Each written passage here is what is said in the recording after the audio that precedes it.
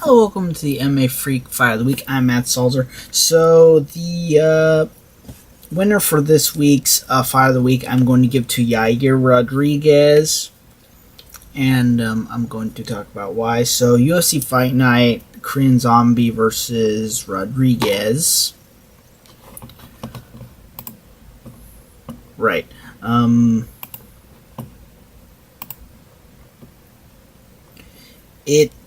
It was pretty good for a fight night, and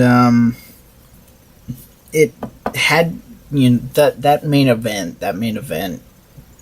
These are two guys who like to bring it, and the thing with the Korean Zombie is that he's not really going anywhere with this thing. I mean, I think that fight pretty much still, even though it was a loss, it still solidified that he's competitive, and Yair just went to show how dangerous of a fighter he can be, especially with that last minute elbow. That thing was just, yeah. So yeah, it was a good fight. Then you had the Donald Cerrone submission of Mike Perry. Again, good submission, good fight as short as it was. And they were also, another thing is that the UFC was talking a lot about the fact that this is essentially what they were deeming as the 20th anniversary event, because it took place in Colorado, and then it also took Denver, Colorado, and then it also where the first UFC took place, and then it also was it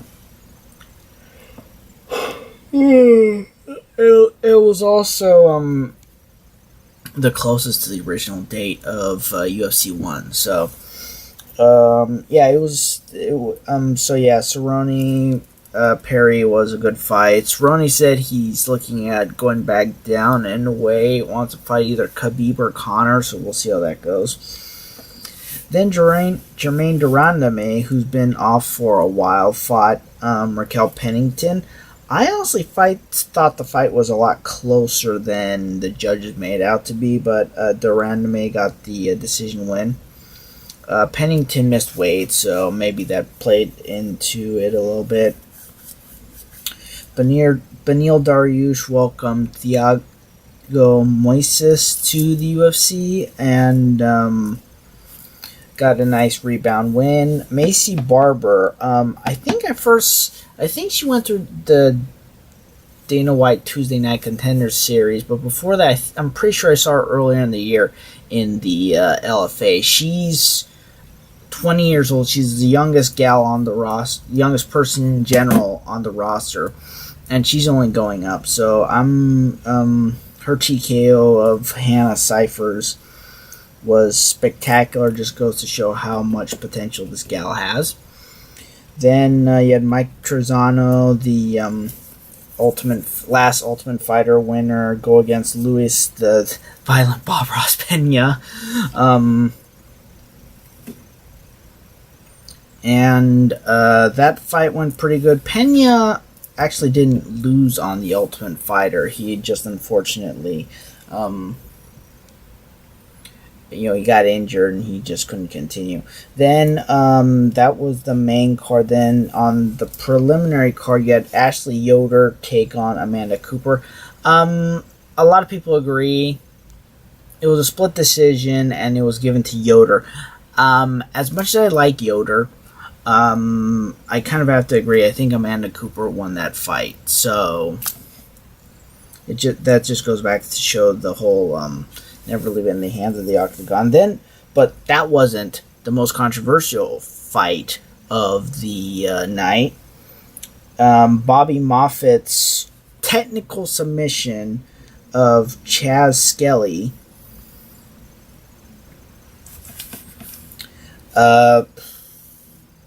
They had because of the Colorado's adapted the new MMA rules. The ref spent a good 5, maybe even 10 minutes reviewing the finish, and still decided to call it a submission. So, I am I kind of have to agree. That fight was more of a controversial finish. You could tell Chad Skelly